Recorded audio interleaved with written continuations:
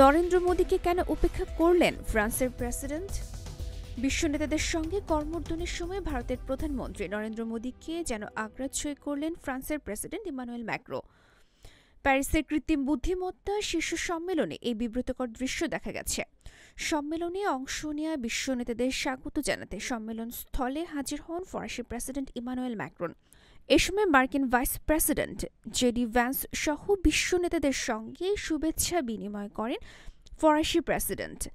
সামাজিক যোগাযোগ মাধ্যমে ছড়িয়ে পড়া একটি ভিডিওতে দেখা যায় জেডি ভ্যান্সের পাশে বসে নরেন্দ্র মোদী হাত বাড়িয়ে দিলে তাকে পুরোপুরি এড়িয়ে যান ম্যাক্রন। তবে মোদীকে উপেক্ষা করলেও আশেপাশে থাকা ইউরোপীয় কমিশনের সভাপতি উর্সুলা ভন ডার লেন সহ অনেক অতিথির সঙ্গে হাত মেলাতে দেখা যায় ফরাসি প্রেসিডেন্টকে। এই ঘটনাটি সামাজিক যোগাযোগ মাধ্যমে আলোচনার জন্ম দিয়েছে। কেউ কেউ এই ঘটনাকে কূটনৈতিক অবজ্ঞা হিসেবে উল্লেখ করেছেন, আবার কেউ কেউ বলেছেন অনিচ্ছাকৃতভাবে এটি হতে পারে। আন্তর্জাতিক ডেস্ক, গণমানুষের আওয়াজ।